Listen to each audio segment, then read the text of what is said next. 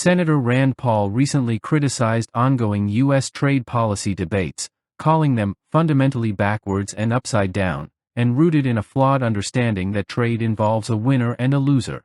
He argued that all voluntary trade is mutually beneficial and warned against tariffs, describing them as taxes that harm economic activity and risk triggering recessions.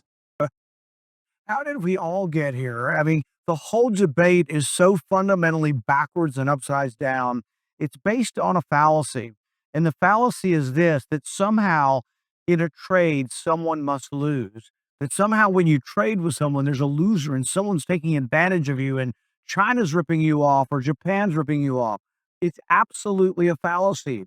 Every trade that occurs in the marketplace is mutually beneficial. If you have a free society and I trade with you, if you want to sell me your coat and I give you $200 for it, we both agree to it and we're both happy with the trade. No American consumer trades with China. They trade with Walmart, or they may buy something from China, but they individually buy something they want and they make a decision. The trade is always a win-win.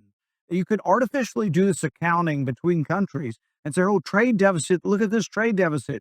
But I have a trade deficit with my grocery store. The people who employ me, if I work for Corvette and they employ me, they have a trade deficit with my labor. They buy my labor and I never buy their cars. You can have this artificial accounting and it makes it look like a bad thing, but you have to ask yourself, is trade good or bad? And if you look at the trade deficit, in times of a recession, the trade deficit goes down. So if the tariffs pushes into recession, we could reduce the trade deficit because we're all buying less stuff. We have to get back to the fundamentals of, is trade good or is trade bad?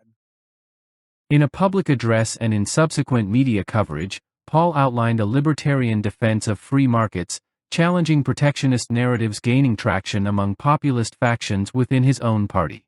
The fallacy is this, that somehow in a trade someone must lose, Paul said.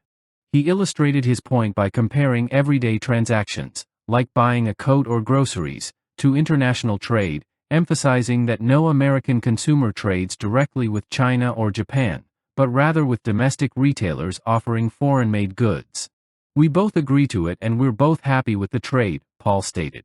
Paul also dismissed the concept of trade deficits as artificial accounting, comparing them to personal economics. I have a trade deficit with my grocery store, he quipped. He suggested that trade deficits shrink during economic downturns, evidence, in his view, that they're not inherently negative.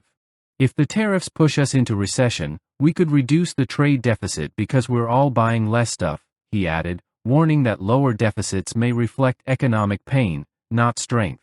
Criticizing proposed tariffs by former President Donald Trump, Paul invoked the historical example of the Smoot-Hawley Tariff Act of 1930, which is widely blamed for worsening the Great Depression. He stressed that tariffs reduce the volume of trade and increase prices for consumers. Tariffs are taxes, Paul emphasized, cautioning that economic nationalism may appeal emotionally but undermines market efficiency and consumer freedom. Despite his disagreement with Trump's trade stance, Paul maintains a cooperative relationship with him, choosing to debate policy respectfully rather than personally. Sources confirm that conservative media outlets highlighted Paul's remarks, often framing them as a principled challenge to current protectionist rhetoric. Some Republican lawmakers reportedly agree with Paul's views privately but hesitate to endorse them publicly, fearing backlash. Ultimately, Paul's message reaffirmed classical liberal principles: free exchange, individual decision-making, and skepticism toward government interference in markets.